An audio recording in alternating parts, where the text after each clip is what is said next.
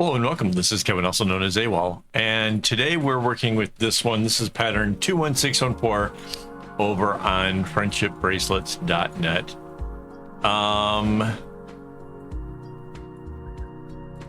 Let's copy this, put it over here with our template. Move it over to the side. I'm gonna put it like here. And we're gonna put it onto a new layer. That way, if I need to, I can move it around again later on. The colors that we're using aren't bad.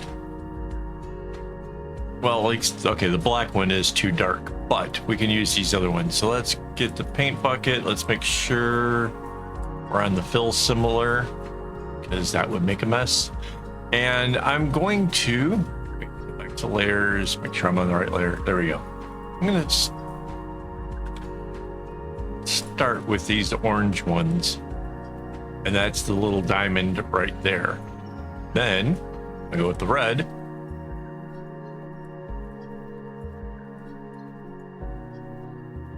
like that, and then it comes up and it does this. That's easy. Next, I need a dark color. Let's take, there we go. So this will be in place of the black one.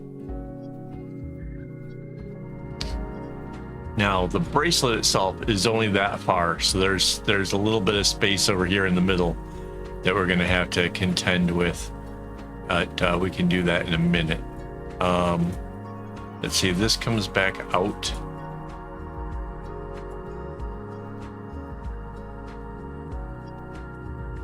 Let's see, this blue is here like this.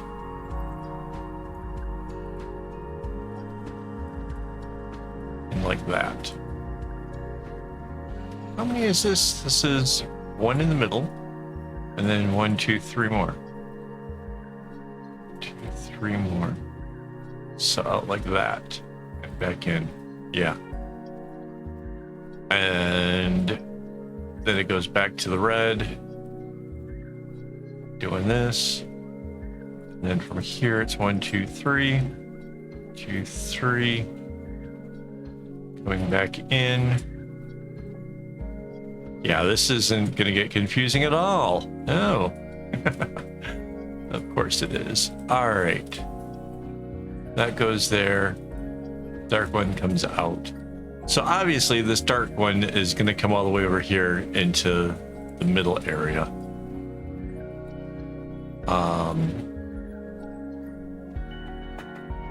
And I'm guessing that the blue is going to do this.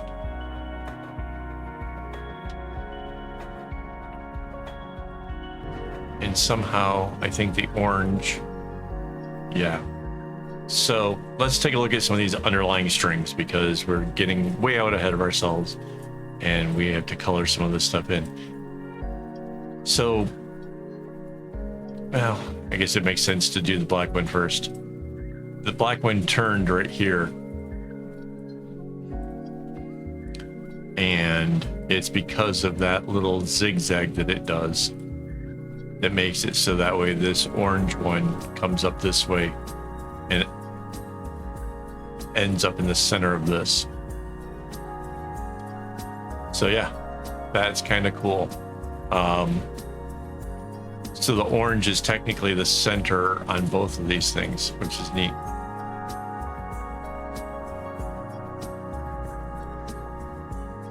And then from the other side, it would go this way. And it's out here.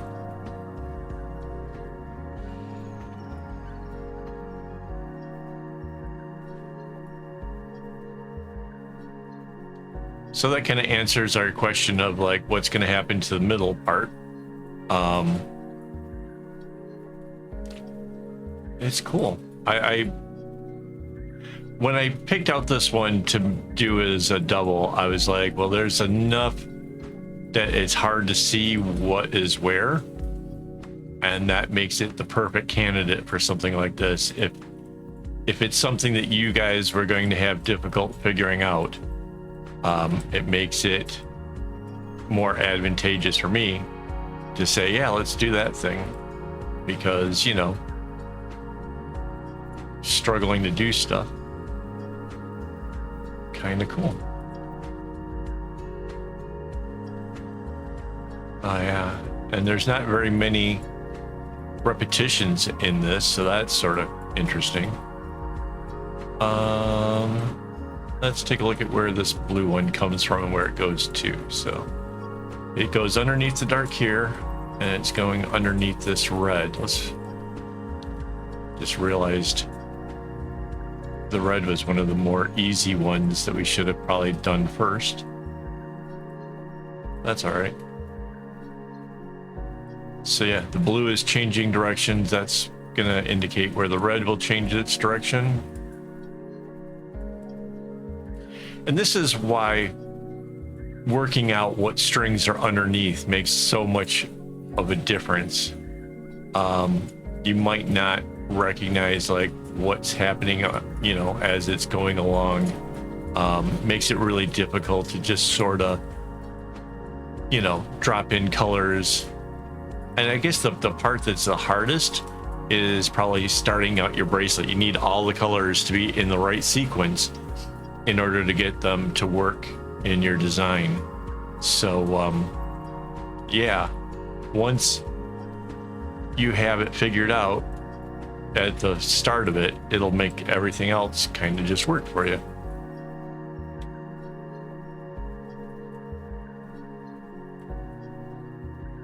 Wow, it's kind of funny how the blue sort of hung off to the side there. Let's see, off the black. Yeah, I guess it makes sense. It makes more sense in the middle than it does on the edge. I know everybody calls it the straight edge technique, but technically adding another string on the edge to be able to make a pattern come out just a little bit further and give you a little bit more to it does make sense for that purpose. As far as straight edging, I'm really not buying it. It doesn't. You can still have sloppy edges trying the technique. It doesn't. It's not a complete saving grace kind of thing.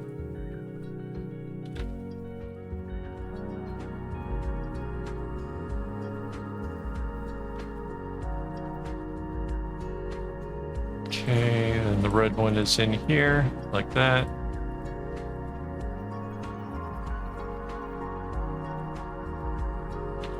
Oh, look, it's gonna end really cool. Oh, that's awesome. That's one of those little perks where I didn't count out rows or do anything special, and it just works out really, really nice.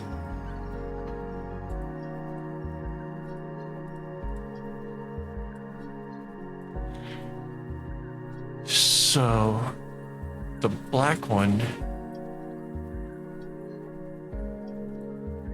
no, it's gonna be the blue here, right? So it's the blue. Wow, and then the orange will be in there.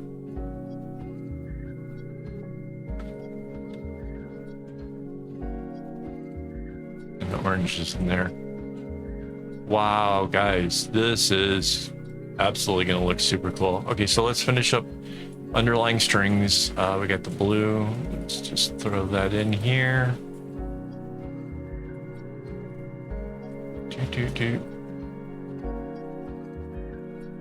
Yeah, blue came in.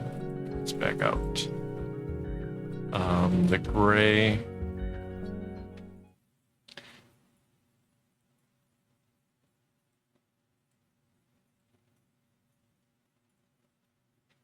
That comes back out.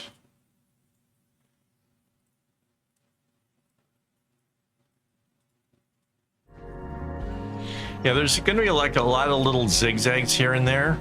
That's going to make trying to keep the tension of this a little bit more difficult. But I mean, if you're an experienced knotter, you're not going to have a hard time. Here, while I'm filling this in, let me just give thanks to my Patreon supporters and my YouTube members for making all of this stuff possible.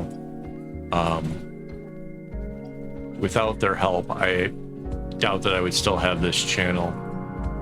There was just so many other expenses, from web pages to string and everything else. Yeah, they helped make all of this happen. So thank you so much, guys.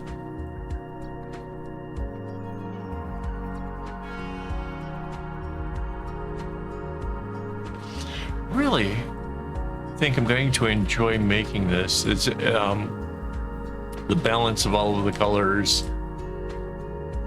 definitely is going to make this a fun one. I haven't really picked out the colors in my head yet, although I kind of don't mind the ones that are here. Again, I don't know if I have like that shade of red, or, you know, because I'll need a couple skeins each of each color, I think.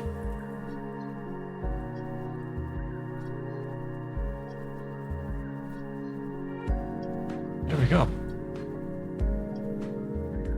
And that's all of it, all the way for the first quarter. So because this thing is symmetrical, we get to go ahead and do this. Now, what was the big difference between this and just taking the pattern from the website?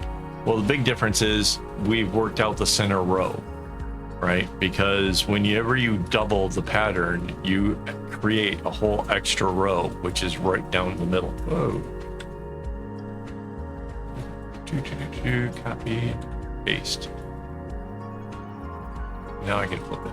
Okay, I selected it, but I didn't do the pasting of the layer, so that was my mistake. All right, there we go. So there's the whole top half, looking absolutely cool. And now Control C, Control V. See, I remembered that time. And flip for the bottom half. Yeah, see, that's really cool. And I really kind of like what's happening here in the center. It's similar to what happened over here with the red, but it's a little bit smaller, it's a little bit different. I really couldn't have guessed how that was going to turn out without actually mapping the whole thing. And yeah. Oh wait, we need to anchor the layer. I just noticed we missed coloring some in.